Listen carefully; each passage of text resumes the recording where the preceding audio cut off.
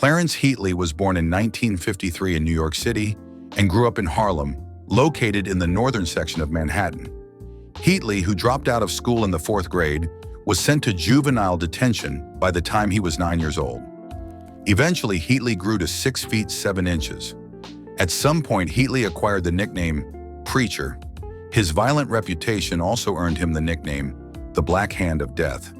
In 1983, Heatley established his criminal organization, which would come to be known as the Preacher Crew. Heatley met his chief lieutenant, John Big Cuz Cuff, in 1983 when the latter was still employed as an officer in the now-defunct New York City Housing Authority Police Department. Cuff served as a driver and enforcer for Heatley even before he left the police department. The organization's base of operations was Manhattan's 144th and 8th Avenue. Heatley owned an apartment building on the Grand Concourse, a main thoroughfare located in the Bronx, in which people were allegedly tortured and sometimes killed in the basement. Heatley Lieutenant Anthony Boatwright resided in the building. Sometime in 1986, Heatley, aware that he was the subject of investigation by law enforcement, voluntarily went to Harlem's 32nd Police Precinct to address his concerns regarding police inquiries with the chief detective. Much of Heatley's income was derived by extorting local drug dealers, charging upwards of $10,000. In many cases, the payment was made with the understanding that the Preacher Crew would murder the dealer's rival. The organization's enforcers were known as janitors, and some of them were given tattoos depicting a bucket and a mop dripping with blood. Allegedly, Heatley was the architect of the 1989 kidnapping of Donald Porter, 12-year-old nephew of Preacher Crew member Johnny Apple Porter. A $500,000 ransom demand was delivered to Donald's older brother, Harlem drug kingpin Rich Porter. Donald was abducted while on his way to his school, PS 92, on December 5th.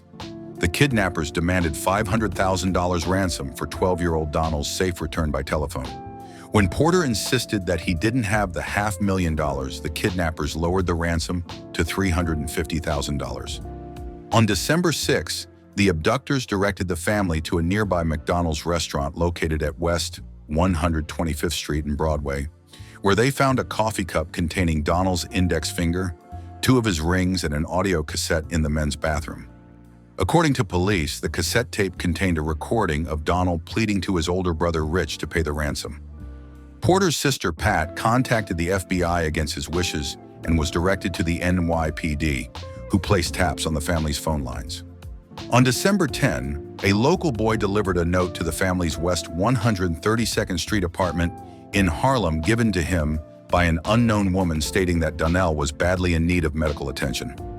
Rich Porter was murdered a little less than a month later on January 3, 1990 in his native Harlem.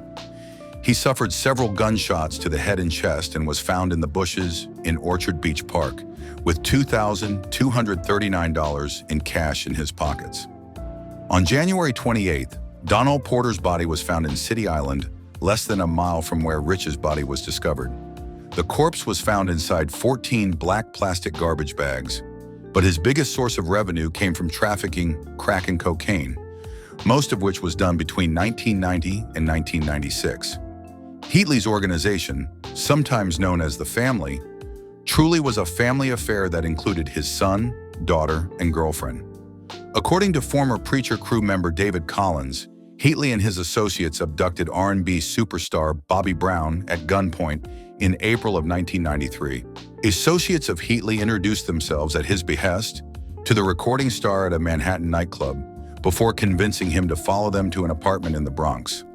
After being beaten, Brown was taken to another apartment and held captive, naked, gagged, and hogtied, except for when he was permitted to place a call to then-wife Whitney Houston in order to relay the kidnappers' demand of $400,000 in cash in exchange for the singer's release. Brown supposedly had an outstanding debt of $25,000 with a New Jersey-based dealer who'd supplied him with cocaine. Heatley is said to have assumed the crooner's debt after giving the dealer the amount owed. The day after Brown's phone call, Houston complied with the kidnapper's order to show up alone with the money at an abandoned building. She wore a wig and dark glasses so as not to be recognized by the general public and turned the cash over to Heatley himself. Heatley kept half and the rest was divided amongst his associates. On March 21, 1994, John Cuff murdered Heatley's chief enforcer, Anthony Boatwright. After Cuff shot Boatwright in the head in the basement of Heatley's apartment building, Heatley supervised as his associates used a circular saw to dismember the corpse. The severed arms and head were then disposed of in an abandoned building in Manhattan. The preacher crew was eventually targeted by the FBI's C-11 squad, a task force specifically formed to investigate heroin and cocaine trafficking organizations operating in New York City. 10. The squad was comprised of 12 FBI agents, 3 DEA agents, 12 NYPD officers, and 3 IRS agents. After one of the organization's members was arrested by C-11 squad members and agreed to cooperate with investigators, Heatley and 3 associates, including Cuff, attempted to abduct the informant as he left a New York City courthouse.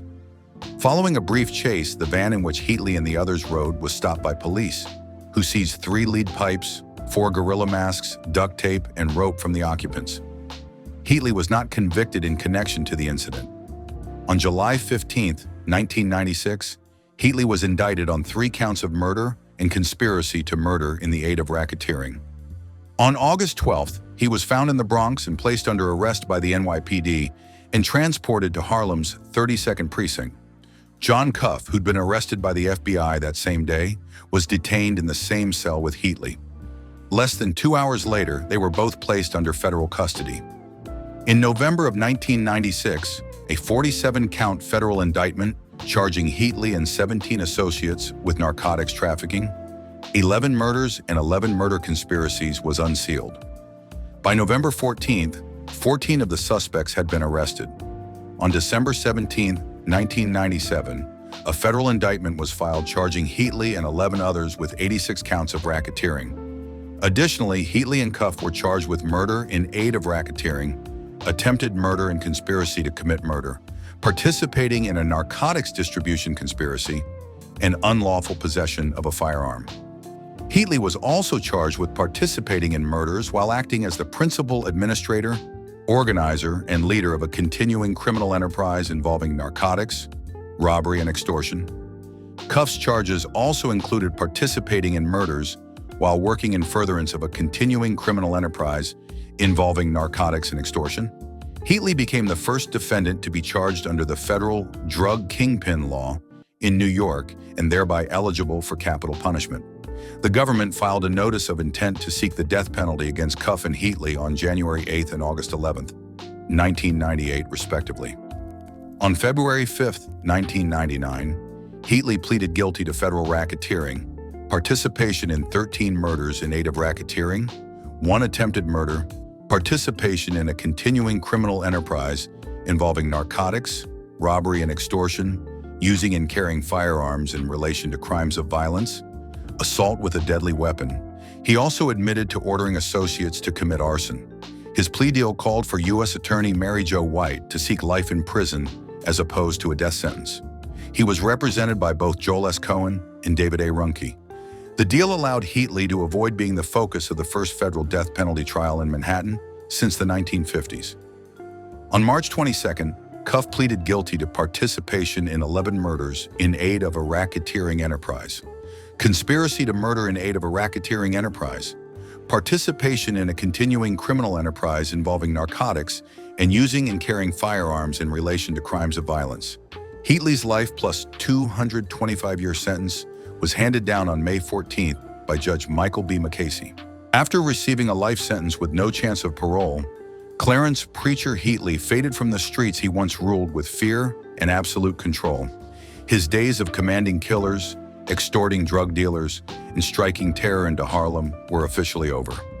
Locked away in federal prison, Preacher now spends the rest of his life behind bars, a silent reminder of how even the most feared street figures eventually fall. His downfall marked the end of one of New York's most violent underworld chapters. The power he held is gone, the crew is dismantled, but the scars he left behind in families, communities, and the culture of Harlem remain. In the end, Clarence Heatley didn't die in the streets. He died in spirit, caged, forgotten, and stripped of everything except the dark legacy he left behind.